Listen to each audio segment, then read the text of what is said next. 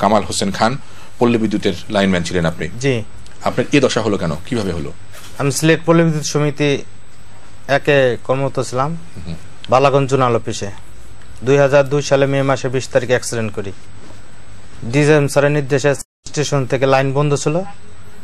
আমার মোহাম্মদ শালপুর গ্রামের একটি খুঁটিতে আগুন ধরে গেছিল। ওই কাজ করার সময় আমার ক্লিয়ারেন্স ছাড়াই ডিজিএম মহোদয় লাইন চালু করে দেয়। লাইন চালু করে দিলে আমি কাজ করার সময় দুর্ঘটনার প্রতি আমার ডান হাত ডান পাও কেটে ফেলা হয়। এই অবস্থা খুবই অসহায় মানবত জীবনযাপন করছে। তখন তো মারাও যেতে পারতেন আপনি, যে অবস্থা ছিল সেখানে। জি স্যার, 11,000 লাইনে শর্ট খাইছি। 11,000 কেবির বিদ্যুতের ভোল্টেজ ছিল, তার মধ্যে আপনার হাত এবং পা পড়েছিল। জি স্যার, 11,000 লাইন হাত দিয়ে ধরছি আর প্লাস দেয়া আর নিউট্রালের উপরে দাঁড়ানোছিলাম। 11,000 উপর দিয়ে বাড়িতেছে, আবার নিচ দিয়ে বাড়িতেছে 11,000। তার কোন রকম আমার যে সিগন্যাল পুরো তো কয়লা হয়ে যাওয়ার কথা আপনার, হাত পা কয়লা হয়ে গেছিল, কিন্তু অন্য বাও হাত বাও ভালো আছে। ব্যারিস্টার শামীম, আপনার জন্য কিছু তথ্য আমি উপস্থাপন করছি যে বাংলাদেশের পল্লী বিদ্যুৎ যে সমিতি আছে এর সংখ্যা হচ্ছে 70টি। সেখানে কাজ করছেন প্রায় 22,000 কর্মী আর কি, বিভিন্ন নানা সেক্টরে কাজ করছেন। এর মধ্যে ওনাদের মতো লাইনম্যান যারা কিনা তৃতীয় নিম্ন শ্রেণীর বলে ওদেরকে আর কি, লো ইনকাম বা লো স্যালারি যারা, তারা প্রায় 10,000-এর কাছাকাছি আর কি। এরা নানাভাবে চাকরিতে, যেভাবে সরকারি চাকরিগুলোতে নিয়োগ করা হয় সেরকম কিন্তু চাকরিতে তারা যান না। তারা চুক্তিভিত্তিক কিংবা এটি বিশ্লেষণ করবেন তারা, প্রাথমিক যে তথ্য তাতে হচ্ছে তাদের বেতন কম, এ ধরনের ঝুঁকিপূর্ণ কাজের জন্য তাদের কোনো ঝুঁকি ভাতা নাই। তারা দুর্ঘটনায় খুব পতিত হলে তাদের জন্য সামান্য কিছু টাকা পয়সা বরাদ্দ দিয়ে তাদেরকে বিদায় করে দেওয়া হয় আর কি। সেই লোকটার পরবর্তী জীবন কি হবে সেরকম কিছু দেখা হয় না। একই সাথে তার পরিবার চলবে কিভাবে সেজন্য কোনো পেনশনের বন্দোবস্ত হয় না। আমি আমার যে এখানে আরেকজন অতিথি রয়েছেন আজকে, রংপুরের আনিসুর রহমান খন্দকার, তিনি রংপুর পল্লী বিদ্যুৎ সমিতি 2-এর একজন কর্মী ছিলেন, লাইনম্যান ছিলেন। তিনি বলবেন যে আপনি তো চাকরিচ্যুত হয়েছেন, কেন হয়েছেন? আপনাকে চাকরি থেকে বিদায় করা হয়েছে কেন? আমি চাকরিচ্যুত হয়েছি, আমি বিভিন্ন সময় প্রতিবাদ করতাম যে আসলে কিসের প্রতিবাদ করতেন? অনিয়ম করতো। যেমন এই যে ঈদের দিন, এই যে আপনার এখানে আছে মে দিবস, আমাদের সারা বাংলাদেশে অফিস আদালত বন্ধ হয়, কর্মচারীদের জন্যই কিন্তু পালন করা হয় মে দিবসটা। সেই মে দিবসও আমাদের দপ্তর আদেশ করে দিয়েছে এখানে ডিউটি করতে হবে, কিন্তু কোনো ওভারটাইম নেই। শারদীয় দুর্গা পূজা উৎসব উপলক্ষে এখানে আমাদের ডিউটি দেওয়া হয়, তারপরে আমাদের কোনো ওভারটাইম নেই। এখানে আবার দিছে মে দিবস উপলক্ষে শারদীয় দুর্গা পূজা প্লাস ঈদুল আজহা উপলক্ষেও আপনার ডিউটি করতে হয়, তার এই যে দপ্তর আদেশ এখানে দেওয়া আছে। এই কথাগুলো বলতে গেলেই, প্রতিবাদ করতে গেলেই। কবে চাকরিচ্যুত করা হয়েছে আপনাকে? 2012 সালে, 13 সালের জানুয়ারি 1 তারিখ। দুটি ঘটনা আপনি শুনলেন, এক হচ্ছে জীবন ঝুঁকি, আর একটি হচ্ছে অমানবিক তাদের যে চাকরি যে ক্ষেত্রে। বাংলাদেশের মানুষের কল্যাণের জন্য সেবামূলক প্রতিষ্ঠান হিসেবে তারা কিন্তু কাজ করছে পল্লী বিদ্যুতেরও, যেটি কিনা সরকার পরিচালনা করে সমিতির মাধ্যমে আর কি। সেই প্রতিষ্ঠানে যারা কাজ করবেন তারা তো বাংলাদেশেরই নাগরিক। অবশ্যই আমরা যেরকম আর 5টা মানুষ মৌলিক অধিকারগুলো সংবিধানের আলোকে পেয়ে থাকবো, তারাও সেই অধিকারগুলো পাবে। আপনি কি মনে করছেন এটা? আসলে আমার যেটা মনে হচ্ছে, লয়ের বাইরে যেটা বলে যে আসলে ওনাদের পল্লী বিদ্যুৎ সমিতিতে বা বোর্ডে আমার মনে হচ্ছে দুটি শ্রেণী হয়ে গেছে। একটি হচ্ছে শোষক শ্রেণী আর একটা হচ্ছে শোষিত শ্রেণী। যারা একটু নিম্ন আছেন লাইনম্যান বা ওরা, তারা হচ্ছে শোষিত শ্রেণী, আর একটু উপরের দিকে যারা কর্মচারী আছেন তারা হয়ে যাচ্ছে আসলে শোষক। ব্রিটিশ আমলের মতো হয়ে গেছে। আর এই ভাই যে বললেন যে ওনাদেরকে ঈদের দিন বা অন্য সময় জোরপূর্বক কাজ করানো হয়, নর্মালি আমাদের লেবার লতে এরকম ছুটির দিনে জোরপূর্বক কাজ করানোর কোনো বিধান নেই। তবে হ্যাঁ, ওনাদের জবটা একটু সেন্সিটিভ নেচারের, একটি জনস্বার্থ জড়িত, হাসপাতাল পুলিশ যেরকম সেবা, কিন্তু সেক্ষেত্রে অবশ্যই ওনাদেরকে দ্বিগুণ ওভারটাইম দেওয়ার কথা, শুধু রেগুলার পে না। ওনারা যদি নর্মালি যে টাকাটা পাবেন এরকম ছুটির দিন ওভারটাইম করার জন্য তাদেরকে ডাবল পে দেওয়ার কথা। আমি ইউরোপের আমেরিকায় দেখেছি, সেখানে যখন ক্রিসমাস থাকে কেউ কাজ করতে চায় না, তখন যাদেরকে কাজ দেওয়া হয় তাদেরকে 3 ডাবল টাকা দেওয়া হয়। সেটাকে ফাইন্যান্সিয়ালি কম্পেনসেট করা হয়, মানসিকভাবে সে কমফোর্ট পাচ্ছে। আরেকটা জিনিস যেটি হচ্ছে, এখানে অবশ্যই এটি সরকারের সাথে সংশ্লিষ্ট একটি প্রতিষ্ঠান, এবং যারা ওনাদের এমপ্লয়ার বা যারা মালিক শ্রেণী আমি বলবো অথবা এমপ্লয়ার বলবো, তাদের কিন্তু একটা সবসময় রেসপন্সিবিলিটি আছে তাদের অধীনে যারা কাজ করবেন তাদেরকে একটি হ্যাজার্ড ফ্রি, তাদেরকে একটি সেফ ওয়ার্ক এনভায়রনমেন্ট দিয়ে দেয়। অর্থাৎ তাদের অধীনে যারা কাজ করবে তারা কোনোভাবেই যেন কোনো ঝুঁকির সম্মুখীন না হয়, এটি রক্ষা করার দায়িত্ব তাদের। এবং অ্যাকচুয়ালি যদি কখনো কেউ ঝুঁকির সম্মুখীন হয়েও থাকে তাহলে ইমিডিয়েটলি সেটি কম্পেনসেট করার সম্পূর্ণ দায়িত্ব কিন্তু রাষ্ট্রের। এবং এক্ষেত্রে কিছু জিনিস আইনে কনসিডার করা হয়, যেমন যিনি অ্যাক্সিডেন্ট হলেন ওনার বয়স কত, উনি আর কতদিন কর্মক্ষম ছিলেন, কি পরিমাণ ওয়ার্কিং ক্যাপাসিটি লস্ট হলো। যেমন আমি ওনাকে দেখতে পাচ্ছি উনি 100% ক্যাপাসিটি লস্ট করেছেন এবং সেজন্য উনি 100% ক্যাপাবল থাকলে যে পরিমাণ টাকা আর্ন করতেন তার সাথে সামঞ্জস্যপূর্ণ টাকা কিন্তু ওনাকে প্রতি মাসে ক্ষতিপূরণ হিসেবে দিতে হবে। আমাদের লেবার লতে স্পষ্ট বলা আছে, ইভেন এটিও বলা আছে, যদি কোনো ওয়ার্ক প্লেসে আনহাইজিন থাকে এবং সেখানে কাজ করার কারণে বর্তমানে অথবা ভবিষ্যতে কোনো লেবার বা কোনো কর্মচারী কোনো প্রকার অকুপেশনাল ডিজিজ হয়, সেটারও কিন্তু ক্ষতিপূরণ দিতে হবে মালিক পক্ষ অথবা এমপ্লয়ার পক্ষ। এখানে আমি বলবো অবশ্যই এমপ্লয়ার পক্ষ ডেফিনেটলি। তো এখানে আমরা এই পল্লী বিদ্যুতের লাইনম্যান ভাইয়েরা যারা আছেন তারা বাংলাদেশি সিটিজেন। আমাদের সংবিধান কিন্তু একটা ইকুয়ালিটি প্রিন্সিপাল নিয়ে গড়ে উঠছে, ইকুয়ালিটিয়ান একটা কনসেপশন নিয়ে গড়ে উঠছে, যে এখানে যারা থাকবে তাদের মধ্যে বৈষম্য থাকবে না, শ্রমিকদের মুক্তি হবে, কৃষকদের মুক্তি হবে, এমানসিপেশন হবে শ্রমিকদের। কিন্তু আমি দেখতে পাচ্ছি, আমি যেটা দেখতে পারলাম এখন পর্যন্ত এই পল্লী বিদ্যুৎ বোর্ডের এই লাইনম্যান ভাইয়েরা তারা এখনো একটা স্লেভারির মধ্যে আছে, একটা বন্ডেড লেবারের মধ্যে আছে। হয়তো বা দারিদ্র্যের কারণে তারা অন্য কোনো জব করতে পারছে না অথবা যেতে পারছে না। আর প্রতিবাদ করলে যখন আমি জানতে পারলাম তাদেরকে চাকরিচ্যুত করা হচ্ছে, এটি এই 21 শতাব্দীর বাংলাদেশে কোনোভাবেই কাম্য নয়। কারণ ট্রেড ইউনিয়ন করার অধিকার প্রত্যেক শ্রমিকের বা কর্মচারীর আছে। হ্যাঁ, তবে যেহেতু জ্বালানি মন্ত্রণালয়ের সাথে সম্পর্কযুক্ত সেন্সিটিভ বিষয়, সেখানে হয়তো বা কিছু রেস্ট্রিকশন থাকতে পারে, কিন্তু তাদের যে যৌক্তিক দাবিগুলো, যেমন আপনার অসুস্থ হলে তাদের ক্ষতিপূরণ দেয়া, মারা গেলে পরিবারকে ক্ষতিপূরণ দেয়া, এগুলোর ব্যাপারে প্রতিবাদ করার অধিকার অবশ্যই তাদের আছে। এবং এই প্রতিবাদ করতে গিয়ে যদি তাদেরকে ট্রান্সফার করা হয়, চাকরিচ্যুত করা হয়, তাহলে ডেফিনেটলি এটি আইনের চোখে ম্যালিস ইন ল বা ম্যালাফিড হিসেবে গণ্য হবে এবং তারা অবশ্যই আমাদের সভ্য কোনো দেশে কাম্য হতে পারে না, কোনো সভ্য দেশে কাম্য হতে পারে না। আমি আরো একটু ভয়ঙ্কর তথ্য আপনাকে দিতে চাই যে এই যে যারা বসে আছেন এদের মতো পল্লী বিদ্যুতে যারা কাজ করেন লাইনম্যান হিসেবে, অর্থাৎ ওই বিদ্যুতের লম্বা খুঁটির উপর তারা ঝুঁকি নিয়ে গিয়ে ওই লাইনটা মেরামত করছেন, এরকম 108 জন শ্রমিকের কর্মীর মৃত্যু হয়েছে গত কয়েক বছরে। এটি কি ভয়াবহ চিত্র এবং কিভাবে হয়েছে সেটা শুনবো। আমরা ছোট্ট একটা বিজ্ঞাপন বিরতি নিয়ে আসছি। দর্শক দেখছেন এটিএন বাংলার সাপ্তাহিক বিশেষ আলোচনার অনুষ্ঠান নিটোল টাটা, যে কথা কেউ বলেনি। আমরা আজকে চেষ্টা করছি একটি একেবারেই অনুদ্ঘটিত বিষয় নিয়ে কথা বলার জন্য, পল্লী বিদ্যুতের লাইনম্যান এবং বিপজ্জনক জীবন। আরো অজানা অনেক তথ্য আপনাদের সামনে হাজির করব ছোট্ট একটা বিজ্ঞাপন বিরতি শেষে। এখনই ফিরছি।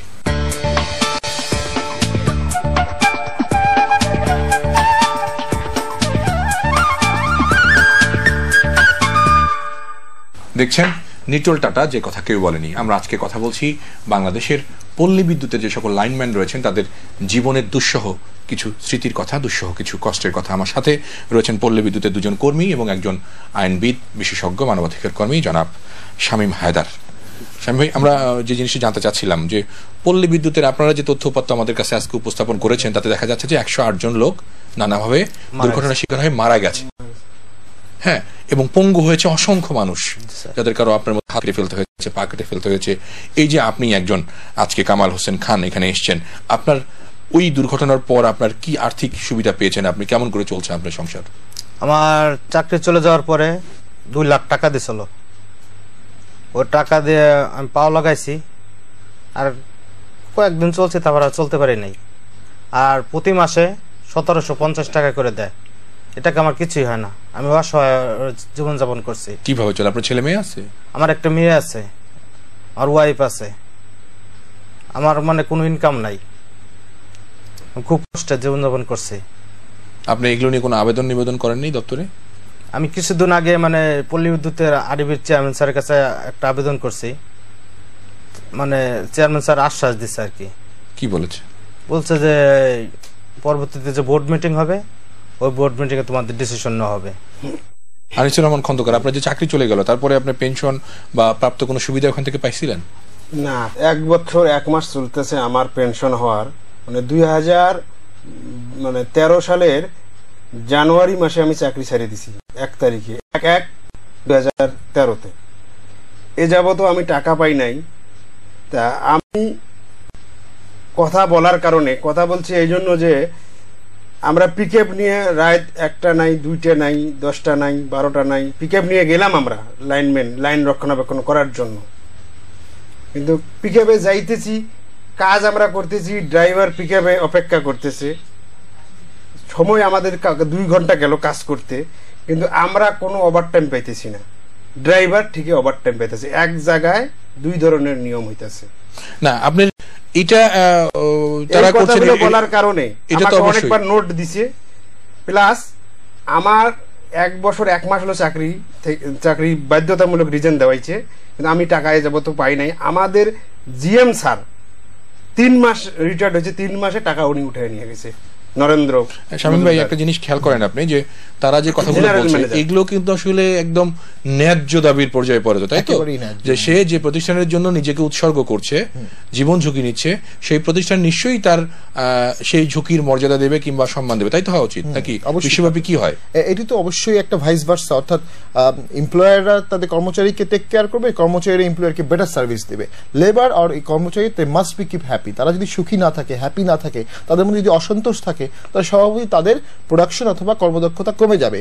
এবং অ্যাক্সিডেন্টগুলো যেগুলো হয়েছে 108টি, এটি তো একটি অসম্ভব সিরিয়াস একটি নাম্বার। 108 জনই কিন্তু মারা গেছেন এবং এরপরে হয়তো আরো অনেকেই পোস্ট ইয়াতে মারা গেছেন, ইয়া থেকে খবর হয়নি। তো এটি তো একটি অসম্ভব ভয়ঙ্কর একটি বিষয় যে এতগুলো লোক মারা যাচ্ছে, এবং সেখানে কোথাও না কোথাও যারা বোর্ডের তাদের নিশ্চয়ই নেগলিজেন্স আছে। কারণ আমরা জেনে শুনে, যে যেমন এনার কাছে শুনলাম যে উনি যখন কাজ করছিলেন তখন সুইচ অন করে দিয়েছে, এটা তো একটা সিরিয়াস নেগলিজেন্স। বেশিরভাগ ক্ষেত্রে দুর্ঘটনাগুলো তো এরকম করে হচ্ছে, মানে কাজ করছে সেই অবস্থায় হয়তো চালু হয়ে গেছে লাইন কিংবা কিছু হয়েছে। স্যার আমার ক্লিয়ারেন্স লাইন চালু করে দিয়েছে ডিএম স্যার, এটা তো অসম্ভব একটি। আর কি কোনো শাস্তিমূলক ব্যবস্থা হয়েছিল? কোনো শাস্তিমূলক ব্যবস্থা হয় না। আপনি কমপ্লেইন করেননি যে আমার এই ঘটনার জন্য উনি দায়ী?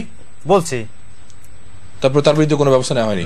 কি কারণে নেওয়া হয়নি? যে আপনি একজন সাধারণ কর্মচারী আর উনি কর্মকর্তা, এই জন্য? জি স্যার। হ্যাঁ, এটি আসলে যদি পশ্চিমা বিশ্বে আমরা বলি, নতুন একটি কনসেপশন আসছে, সেটা হচ্ছে ডেথ বাই নেগলিজেন্স, অর্থাৎ অবহেলার কারণে মৃত্যু হলে সেটি কিন্তু একটি পানিশেবল অপরাধ। অর্থাৎ একজন ডাক্তার যদি অপারেশন করতে গিয়ে ইচ্ছাকৃতভাবে কোনো ভুল করে থাকে, যেটা কারণে রোগী মারা যায়, ঠিক একই রকম এনাদের যদি তাদের ঊর্ধ্বতন কর্মকর্তার ভুলের কারণে সেটি ইচ্ছাকৃত না হোক, অবহেলা যদি থাকে, তাহলে সেক্ষেত্রেও এটি কিন্তু একটি পানিশেবল অপরাধ, এবং সেক্ষেত্রে শাস্তি হবে। এবং এটি মার্ডার, এক ধরনের এটি হত্যা। আমরা আইনের ভাষায় এটাকে হত্যাই বলতে পারি, কিন্তু আমি অবাক হলাম যে এই বিষয়ে আসলে কখনো মিডিয়াতেও সেভাবে আসে না। মানে আমরা তো বললাম যে সাধারণত যে আমাদের এই অনুষ্ঠানটা এই রকমের অপ্রচলিত বিষয়গুলোর জন্য হয়। আমি নিজেও দেখিনি যে কোনো বড় গণমাধ্যম পত্রিকা কবাদের শিরোনাম হয়েছে যে পল্লী বিদ্যুতের 108 জন লাইনম্যান দুর্ঘটনার শিকার হয়ে মারা গেছেন, এরকম কোনো বড় খবর হয়নি। এটি যদি এরকম হতো, বাংলাদেশের সাভারের রানা প্লাজায় একটি দুর্ঘটনায় 1100-1200 লোকের মৃত্যু ঘটলো, সেটা কিন্তু বিশ্বব্যাপী আলোচিত একটি খবর হলো। এবং সরকারের তরফ থেকে এখন দাবি করা হচ্ছে যারা এই ধরনের দুর্ঘটনায় মারা গেছেন তাদের ক্ষতিপূরণ কোনো ক্ষেত্রে 20 লাখ টাকা, কোনো ক্ষেত্রে 15 লাখ টাকা, কোনো ক্ষেত্রে 8 লাখ টাকা। আর সেই সরকার নিয়ন্ত্রিত একটি প্রতিষ্ঠান পল্লী বিদ্যুৎ, যাতে যুক্ত কর্মচারীরা, বেতনভুক্ত কর্মচারীরা, তারা দুর্ঘটনার শিকার হয়ে মারা যাচ্ছেন, তাকে শুধু 2 লাখ টাকা ধরিয়ে দিয়ে আমি চাকরি থেকে বিদায় করে দিলাম। সেটি কি সামঞ্জস্যপূর্ণ মনে হয়? অবশ্যই প্রচন্ড বৈষম্যমূলক এবং মানবাধিকারের গ্রস ভায়োলেশন। বাংলাদেশের সংবিধান অনুযায়ী প্রত্যেকে ইকুয়াল ট্রিটমেন্ট পাওয়ার জন্য অধিকারী, অর্থাৎ উনি যে স্ট্যাটাসের, যে র্যাঙ্কের একজন কর্মচারী বা সরকারের বা বেসরকারি অন্য একজন যিনি আছেন, তিনি যে ধরনের সুবিধা পাবেন উনিও একই রকম পেতে এন্টাইটেল। অর্থাৎ সরকার যদি ওখানে 20 লাখ দিতে পারে, তাহলে অবশ্যই তাকে এখানেও 20 লাখ দিতে হবে। সরকার এক্ষেত্রে কোনো প্রকার ডিসক্রিমিনেশন করতে পারে না। এবং আমাদের সংবিধানের 11 অনুচ্ছেদে স্পষ্ট বলা আছে যে মানবাধিকার, রুল অফ ল, গণতন্ত্র প্রতিষ্ঠা করার জন্য সরকার সর্বদা চেষ্টা করবে। তো আমি এখানে যেটি দেখতে পাচ্ছি যে এনাদেরকে যে এখন সমাধানটা কি হতে পারে, যদি সমাধানের ক্ষেত্রে অনেকগুলো পদক্ষেপ আছে, তার মধ্যে আপনার মতো একজন খ্যাতিমান লয়ার বা আইনজীবী বা মানবাধিকার কর্মী, এগুলো নিয়ে আইনের কাঠগড়ায় সরকারের সংশ্লিষ্ট করতে হবে। এখানে হাইকোর্টে একটি জনস্বার্থে রিট করার মতো যথেষ্ট উপাদান আছে, যেখানে হাইকোর্টে আমরা দেখেছি অনেকগুলো বিষয়তে হাইকোর্ট জনস্বার্থে অনেকগুলো ডিরেকশন দিয়েছে। কিছুদিন আগে লিফট ছিঁড়ে 8 জন কর্মচারী মারা গিয়েছিলেন একটি নির্মাণ প্রতিষ্ঠানে, সেখানে হাইকোর্ট ইমিডিয়েট ডিরেকশন দিয়েছে তাদেরকে ক্ষতিপূরণ দেওয়ার জন্য। হসপিটালে একটি বাচ্চা মারা গিয়েছিল, সাথে সাথে সেখানে 50 লক্ষ টাকা ক্ষতিপূরণ একটি ডিরেকশন দেওয়া ছিল। আমার মনে হয় এখানে জনস্বার্থে একটি রিট করার মতো যথেষ্ট উপাদান আছে, এবং আমার মনে হয় একটি রিট করলে আমার মনে হয় হাইকোর্ট এই বিষয়ে সরকারকে যথাযথ ডিরেকশন দিবে। তবে আমরা আশা করি, সবসময় আশা করি যে এই ধরনের মানবিক ব্যাপারগুলোতে হাইকোর্টের জন্য অপেক্ষা না করে সরকার নিজে থেকে স্বপ্রণোদিত হয়ে এই তাদের কর্মকর্তা কর্মচারী, তাদের নাগরিককে বাঁচানোর জন্য, রক্ষার জন্য চেষ্টা করবে। এবং এক্ষেত্রে অবশ্যই অবশ্যই অবশ্যই খুব টপ লেভেলের টেকনিক্যালশিয়ানদেরকে দিয়ে এখনই আমাদেরকে সাজেস্ট করতে হবে যেন এই ধরনের মৃত্যু আর না হয়। কামাল ভাই, আপনি কি বলবেন যে এই আপনার মতো দুর্দশার চিত্র আরো কি দেখেছেন আপনি এখানে? জি স্যার, দেখেছি। ইমিডিয়েটলি কয়েকদিন আগে মানে মাদারীপুর সমিতিতে চাকরি করতো মহিউদ্দিন, ওর 2 হাত 2 পাও কাটা, ওর 15 তারিখে চাকরিতে জয়েন করছে। তাই আমি চেয়ারম্যান স্যারের কাছে আবেদন করছি, স্যার আমার তো বাও হাত বাও পাও সম্পূর্ণ ভালো, আর্টিফিশিয়াল পাও লাগালে হাঁটতে পারি আমি, তা আমি তো কাজ করতে পারবো। চেয়ারম্যান স্যারকে আমার একটা আশ্বাস দিচ্ছে যে ইমিডিয়েটলি বোর্ড মিটিং এ তোমাদের ব্যাপারে ডিসিশন নেওয়া হবে। আমি চেয়ারম্যান স্যারের কাছে আকুল আবেদন করতে চাই আমাকে চাকরি মানে পুনর্বহাল করুক। আচ্ছা, আপনি তো দেখছেন এখানে আনিসুর রহমান খন্দকার, যে ধরা যাক যে আপনাদের এই অনুষ্ঠানটা আমাদের বিদ্যুৎ মন্ত্রী দেখছেন, বিদ্যুৎ উপদেষ্টা দেখছেন, প্রধানমন্ত্রী, মাননীয় প্রধানমন্ত্রী এই অনুষ্ঠানটা দেখছেন, কি চাইবেন আপনি, কি চাওয়ার আছে তাদের কাছে? আমি মাননীয় প্রধানমন্ত্রীর কাছে এটাই চাবো যে আমার চাকরিটা ফেরত দেওয়ার জন্য, এবং আমার যে অ্যাসোসিয়েশন অথবা যে কোনো মাধ্যমে আমরা আমাদের দাবিটা পাই, ন্যায্য অধিকারটা পাই, এইটা আমি আমার মাননীয় প্রধানমন্ত্রীর কাছে আমার এটা বিনীত অনুরোধ যে আমাদেরকে দেখবেন উনি, এবং আমাদের পল্লী বিদ্যুতায়ন বোর্ডের যে চেয়ারম্যান স্যার আছে তার মাধ্যমেই আমাদের সুষ্ঠু সমাধান চাই আমরা আর কি। এটার যে একটা সুষ্ঠু সমাধান, যে আমরা যাতে আমাদের ন্যায্য অধিকারগুলো পাই, এটাই আমি আমার প্রকাশ করতেছি আর। ওনাদের কিছু ন্যায্য দাবির কথা আমাদেরকে লিখিতভাবে আমরা জানিয়েছিলেন, তার একটি সারসংক্ষেপ ছোট্ট পরিসরে জানাতে চাই যে সমিতির পক্ষ থেকে লাইনম্যানদের কোনো ঝুঁকি ভাতা বা ওভারটাইম দেওয়া হয় না, কর্মচারীদের টাইম স্কেল প্রদানে রয়েছে নানা রকমের অব্যবস্থাপনা। সমিতিগুলো 4টি বিভাগের মধ্যে নিপোর বিভাগ সবচেয়ে বেশি বৈষম্যের শিকার তারা দাবি করছেন। সরকারি ছুটির দিনে অন্য বিভাগের কর্মকর্তা কর্মচারীরা ছুটি কাটালেও এই নিপোর বিভাগের কর্মকর্তা কর্মচারীরা ছুটি পাচ্ছেন না। জিএমগণ দপ্তরাদেশ বলে অভিযোগ কেন্দ্র ও জরুরি বিভাগের কর্মচারীদের ছুটি বন্ধ করে দিয়ে আসছেন, কিন্তু সেজন্য কোনো ঝুঁকি ভাতা বা উৎসব ভাতার কোনো রকমের বন্দোবস্ত নেই। সমিতিগুলোর কর্মচারীগণ বিভিন্ন সময় ঝুঁকি ভাতা ওভারটাইম পাওয়ার জন্য এর বোর্ডের চেয়ারম্যান এবং কর্মকর্তাদের বরাবরে লিখিতভাবে আবেদন করেছেন, কোনো রকমের ঘোষণা কিংবা সরাসরি কোনো রকমের সিদ্ধান্ত সেখান থেকে আসেনি। তারপরে সমিতির কর্মচারীদের মধ্যে রয়েছে অসমান একটি বেতন কাঠামো, অর্থাৎ ধরা যাক যে যিনি জিএম বা ওই রকমের কর্মকর্তা তিনি একবারে খুব উচ্চ বেতন পাচ্ছেন, আবার যিনি কিনা একদম নিম্ন শ্রেণীর কর্মী। আপনাদের বেতন কত? আপনারা কত বেতন পান একজন লাইনম্যান? মানে গ্রেড আছে, ধরেন সর্বনিম্ন কত বেতন পান আপনি?